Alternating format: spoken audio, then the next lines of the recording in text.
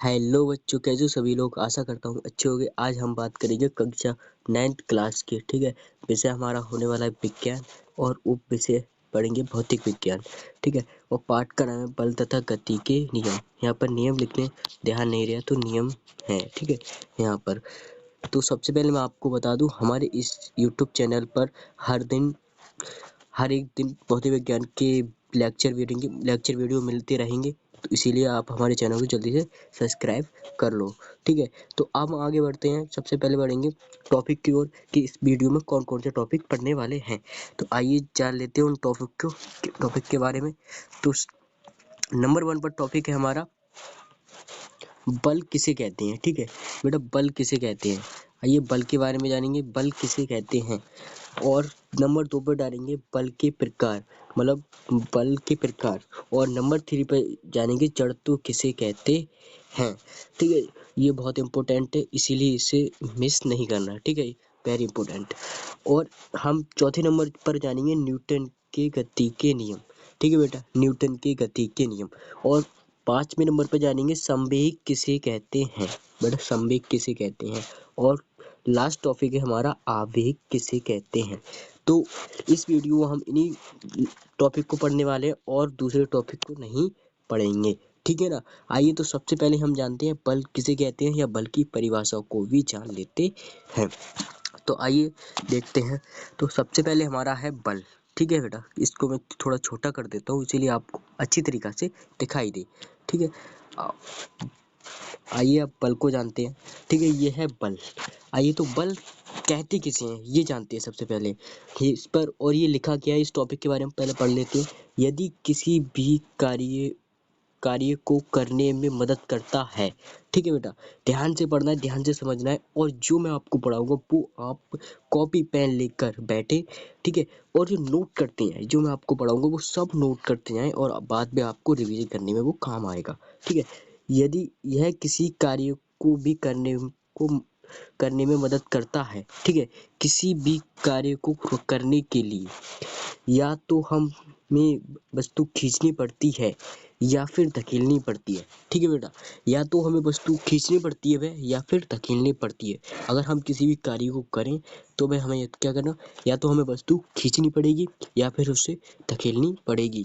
इसे खींचना और धकेलने को ही बल कहा जाता है। आप समझो पहले, अगर हम किसी भी कार्य को करेंगे तो या तो हम उसमें धक्का लगाएंगे या तो फिर या तो हमें वो खींचनी पड़ेगी, तो ये क्या कहलाएगा, बल कहलाएगा।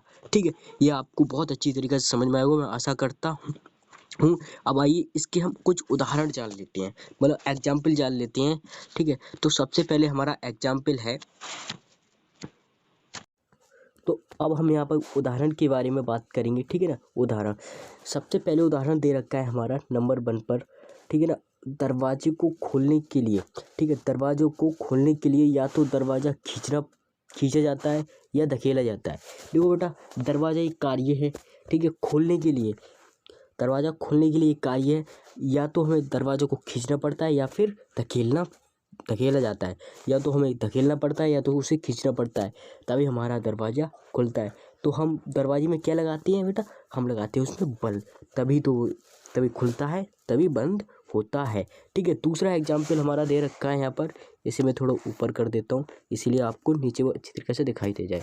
ठीक है, अलमारी को किसी भी दराज को खोलने के लिए या तो खींचना पड़ता है। ठीक है बेटा, यहाँ पर थोड़ा गैप देना पड़ेगा क्योंकि कुछ मिस्टेक हो जाती है। खींचना पड़ता है और बंद करने के लिए धकेलना पड़ता है। ठीक है, ये हमारा दूसरा एग्जाम्पल हो गया। आशा करता हूँ ये भी बहुत अच्छी तरीके से आपको समझ में आ गए होंगे। ठीक है, अगर समझ में आ गए होंगे तो यस लिख दो, जल्दी से कमेंट में जाके यस लिखो।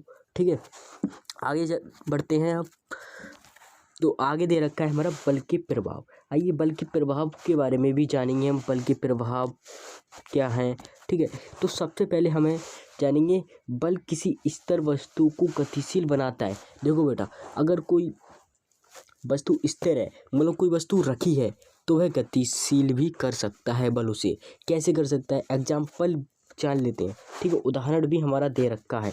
उदाहरण में क्या दे रखा है, उदाहरण में भी जान लेते हैं। इसको मैं थोड़ा ऊपर कर देता हूँ इसीलिए आपको अच्छी तरीके से दिखाई दे। देखो, एक फुटबॉल को पैर से धक्का, अगर एक फुटबॉल है वो कैसी है बेटा, वो रखी हुई है इस तरह है। ठीक है ना, कैसी है, रखी हुई है इस तरह है और धक्का मारने पर वह गतिशील हो जाती है। ठीक है ना बेटा, आया समझ में नहीं आया? एक फुटबॉल है, मैं आपको दोहरा देता हूँ इस बात को। एक फुटबॉल है, फुटबॉल को जो इस तरह है, मतलब जो रखी हुई है, को पैर से धक्का मारने पर वह गतिशील हो जाती है। क्लियर इतनी बात? आपको अच्छी करता हूँ, समझ में आ गया। अगला प्रभाव जान लेते हैं। अगला प्रभाव के लिए मैं थोड़ा ऊपर करना पड़ेगा। ये अगला प्रभाव है जैसे कि ये, ठीक है, बल किसी गतिशील वस्तु को स्थिर कर देता है। ये बेटा उसको उल्टा है, पहले वाले का ये उल्टा है। वह बल किसी गतिशील वस्तु को स्थिर कर देता है, मतलब अगर कोई वस्तु गतिशील हो तो उसे रोक देता है, उसे मतलब स्थिर कर देता है, रोक देता है। जैसे कि, ठीक है, एग्जाम्पल भी दे रखा है, जैसे कि गाड़ियों में ब्रेक लगाने से। ठीक है बेटा, गाड़ियों में ब्रेक लगाने से गाड़ी क्या हो जाती है, रुक जाती हैं। ठीक है, इतनी बात क्लियर? आगे पढ़ते हैं, आगे क्या जानते हैं। बल किसी भी गतिशील वस्तु की दिशा बदल देता है। दूसरे क्या बात है, जो बल है किसी भी गतिशील वस्तु की दिशा भी बदल देता है।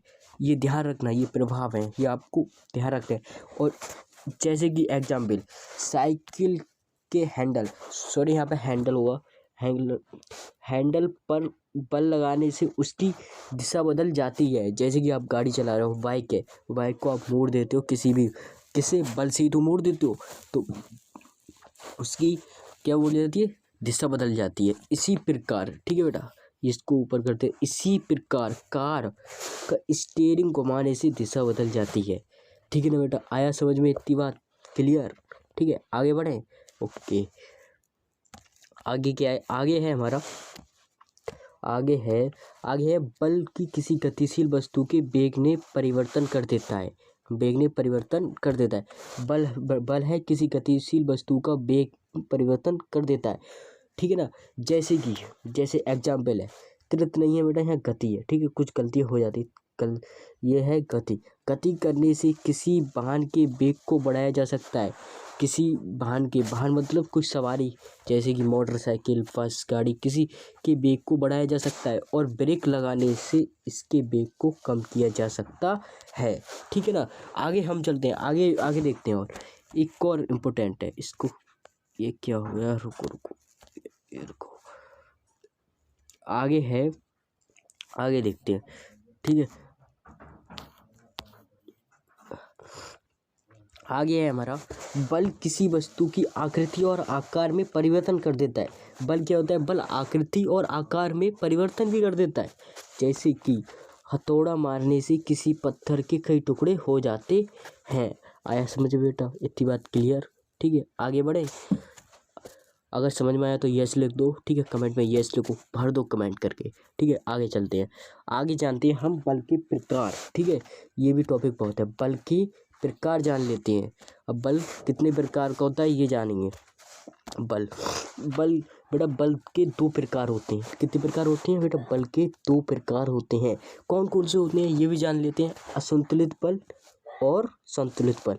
अब ये होते कैसे हैं, संतुलित बल और असंतुलित बल क्या होते हैं, इनकी हम परिभाषा जानते हैं सबसे पहले, तो आइए जान लेते हैं।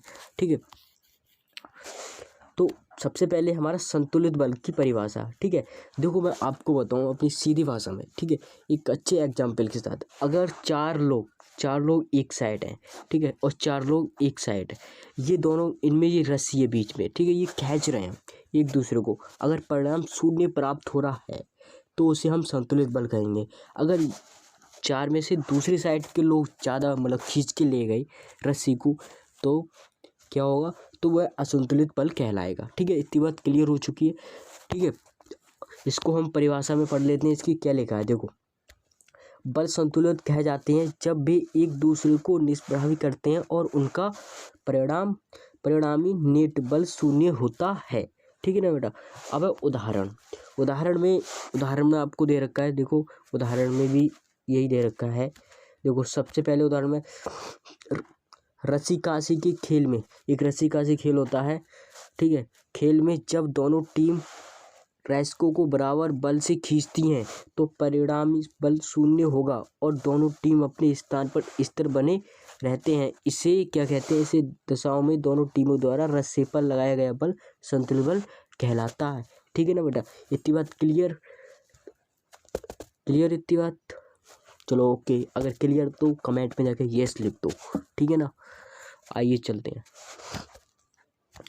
आगे है हमारा संतुलित बल के प्रभाव। ठीक है ना बेटा, संतुलित बल के प्रभाव को जान लेते हैं। सबसे पहले संतुलित बल के प्रभाव को जान लेते हैं। संतुलित बल के प्रभाव जान लेते हैं। संतुलित बल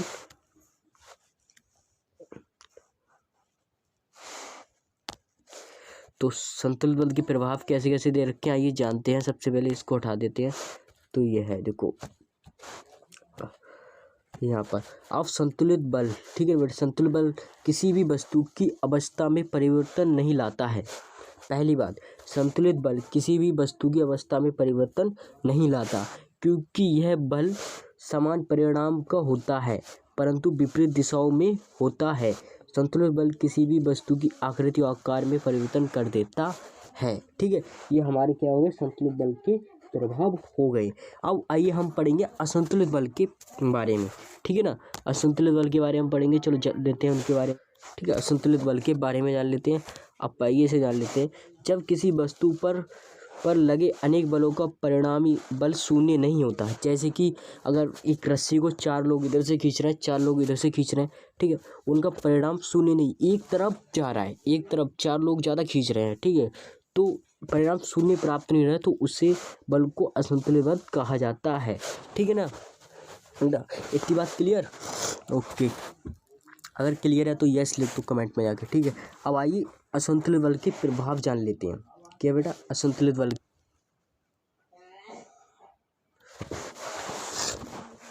तो असंतुलित किसी भी स्थिर वस्तु को गतिशील कर देता है। ठीक है, किसी भी स्थिर वस्तु को गतिशील कर देता है, किसी भी गतिशील वस्तु के वेग को बढ़ा देता है, किसी भी गतिशील वस्तु के वेग को कम कर देता है, किसी भी गतिशील वस्तु को स्थिर बना देता है, किसी भी वस्तु की आकृति व आकार परिवर्तन कर देता है। यह असंतुलित कहलाता है। ठीक है ना बेटा, आज के लिए इतना ही, धन्यवाद।